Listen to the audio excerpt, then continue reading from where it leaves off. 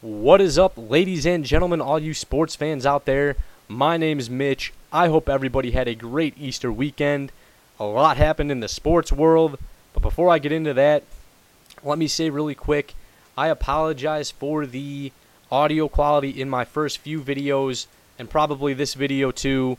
I just found a really old desktop mic. I don't think it's picking up my voice too well. I'm going to use it for a couple videos. I feel like I'm screaming into the mic though, and I don't think it's picking my voice up.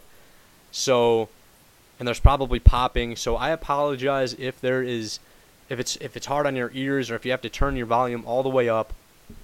Hopefully I'll get a new mic soon, and I'll get some good audio going for you guys. So, yeah, there's that, and then there's what I want to talk about in my first video back this week. And that's the Brent Seabrook hit on David Backes on Saturday in Game 2 of the Blues-Blackhawks series. It was a nasty, nasty hit. Now remember, I'm a Blackhawks fan, yes. Am I going to defend that hit? No. Do I think it was a dirty play? Yes. There's no room for it in hockey. Do I think Brent Seabrook is a dirty player? No. I figured as a Blackhawks fan, I'd give you my take on the actual hit, the suspension, and then just a little bit on where I think the series is going to go.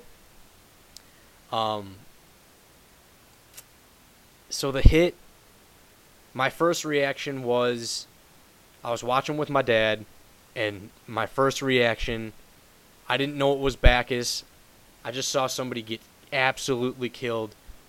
And my first reaction was, holy shit, that guy just got killed. Oh my God. And then I saw the replay of it, and I saw David Backes didn't have the puck.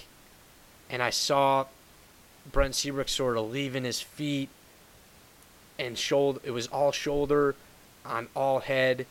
The head was the principal point of contact. And I said, holy shit. And then you just saw Backes barely being able to stand up. Hard to watch as a hockey fan. I'm not going to defend the hit just because the guy that delivered the hit is on my team. But like I said, yes, I think the hit is dirty. Do I think Brent Seabrook is a dirty player? No. I don't know what it is about the Hawks. They're getting drawn into this physical play that just really isn't their style, and I think it cost them Game 2. But, so yeah, I'm going to go through the hit real quick. The Backes didn't have the puck. Do I think Seabrook knew he didn't have the puck? Probably not. I think he just saw Backes touch the puck, and he was zoned in on him, and he said to himself, this is my chance to hit David Backes. This is my chance, to make this guy feel some pain. And he hit him as hard as he could. Do I think there was intent to do what he did to him? No.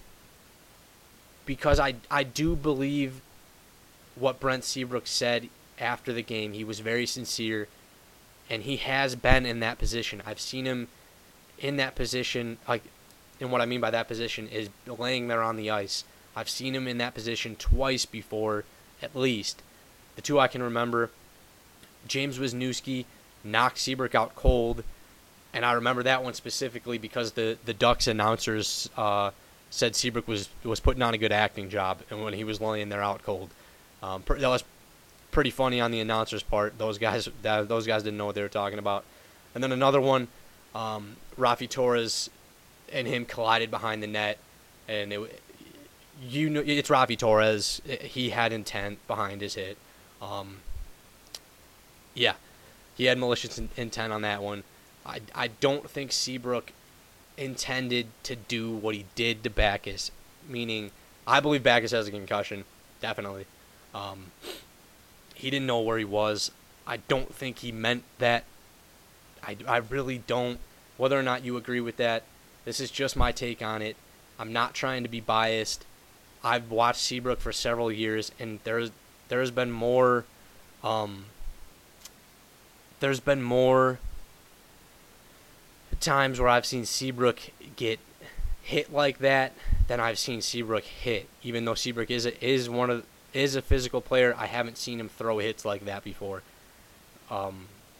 Dirty, malicious ones. That's what I mean by that. Moving on to the suspension. 3 games, I believe, is just enough because these are playoff games. I believe you have to take that into consideration. 3 playoff games is a lot more than 3 regular season games.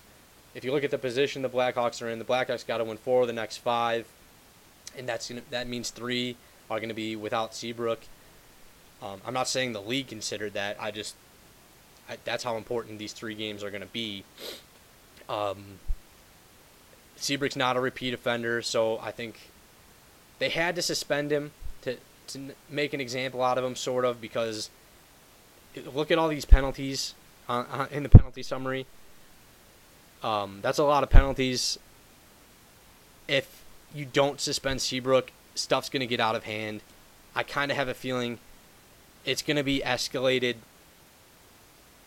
It's really going to be on that fine line. It's going to be right on that fine line of going over tonight.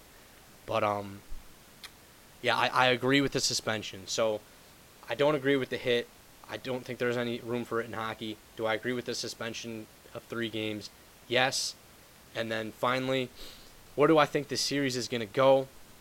Well, if the Blackhawks get away from the physical...